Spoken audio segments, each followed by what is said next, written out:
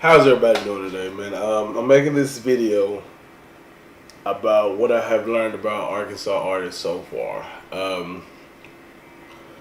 From my perception, the reason why Arkansas is not on, per se, like Atlanta or a Dallas is we don't support each other. We don't support each other in anything we do. And the reason why is because I guess, I don't know, like we don't believe in the craft because apparently a lot of these artists don't believe in the craft themselves because they don't take what they're doing very seriously. And what I mean by support each other, what I noticed is a lot of Arkansas artists don't support other Arkansas artists.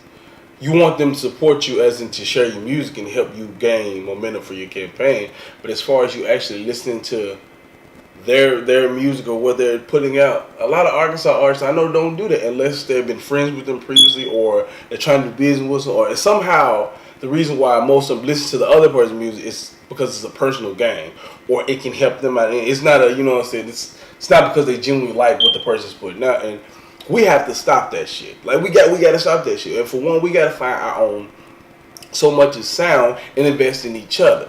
That's the reason why when Dallas came out at that time, like that whole D-Town Boogie shit or whatever it's called, when, you know, they came out around with Do Ray and Tom Tom and all that. Like for one, they were creating good music. Two, everybody realized that we gotta fuck with each other before somebody else fuck with, and we don't give a fuck. People like Atlanta, like, you know what I'm saying? Like, let's be realistic. You have people like Young Thug and fucking Migos and all them were, you know what I'm saying? Not to say they did or they didn't, but what happened was they worked with each other first.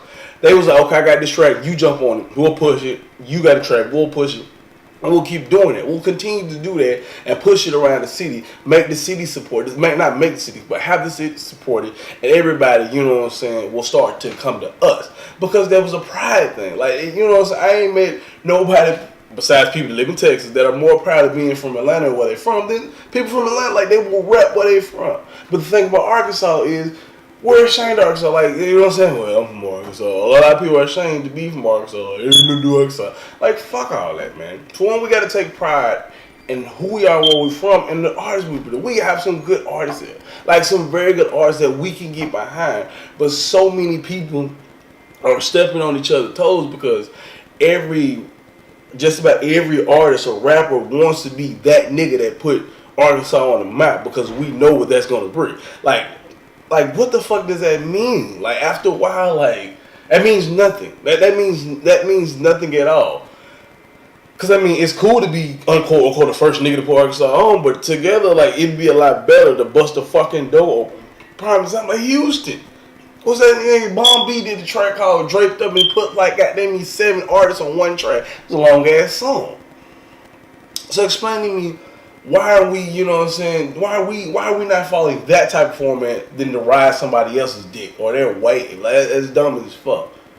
And I know a lot of people are going to disagree with what I'm saying or the way I'm saying it, but personally, I don't care. And then two, we need Arkansas artists to actually take pride in their craft. I'm telling you how many times people have seen me shit that sound like fucking aluminum foil, jacking off aluminum foil. That's what the fuck it sounds like because they didn't take pride in quality. Save up money. Find you a good song, go to a good studio and have a good engineer put it together, then push it. You can't be a Future. You can't put out 18 fucking projects in 1 year. Like, that's not the way that it works. So don't do that. And like I said, for one, Arkansas artists need to get off their fucking high horse. Like, nigga, you live down the street from me. Like, no, you haven't made it. True, you got a few people that follow you, but let's be realistic.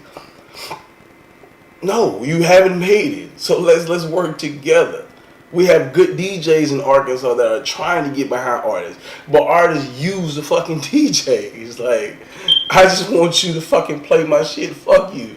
And DJs, it's some DJs that do the same thing. Like, you don't want to break records, but in this day and age, we don't. There's like, you can a DJ can help you in the club scene, but what happens is, as the artist, you have to do your own.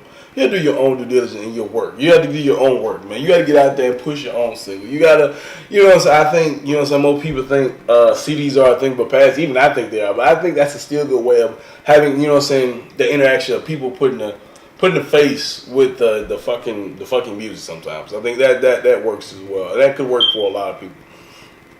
But what happens is the artist has to do that work. You gotta do that work.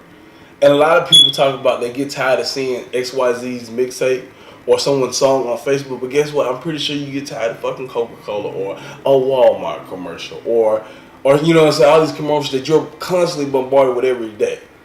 But you see it. Like, I mean, if you know what I'm saying, fuck it. Artists, keep doing that. Keep pushing that shit. I learned, my thing was, as far as with the UglyReggie, I had to learn that stop assuming that everybody knows what you're doing. As far as me being a podcaster and, you know what I'm saying, someone as a media outlet, I need to stop assuming that everybody know I do this and everybody support. So now, I take it as if you don't know. So, you know what I'm saying? And I humble myself because I learned doing this process. Nothing will humble you more than being an entrepreneur, trust me.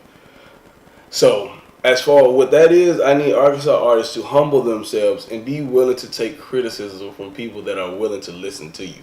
And I'm not talking about taking criticism from somebody who's hating or who didn't have the nuts or the galls to actually do what you're doing and step out on a limb and, you know what I'm saying, be open for that. No, take criticism from people who actually want to listen to you and hear your track.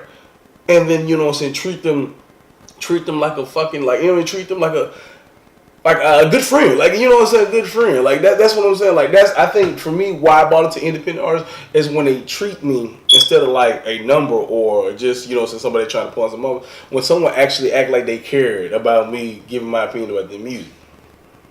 That's what needs to happen. Also, I had to come back and I lost my track. What we need to do. We need to band together and do more campaigns together and push things. Push our music together. You share my shit, I share your shit. You heart my shit, you heart shit. Tell somebody, talk about it. Give them, you know, some others feedback. You know, be more open to, you know what I'm saying, to criticism.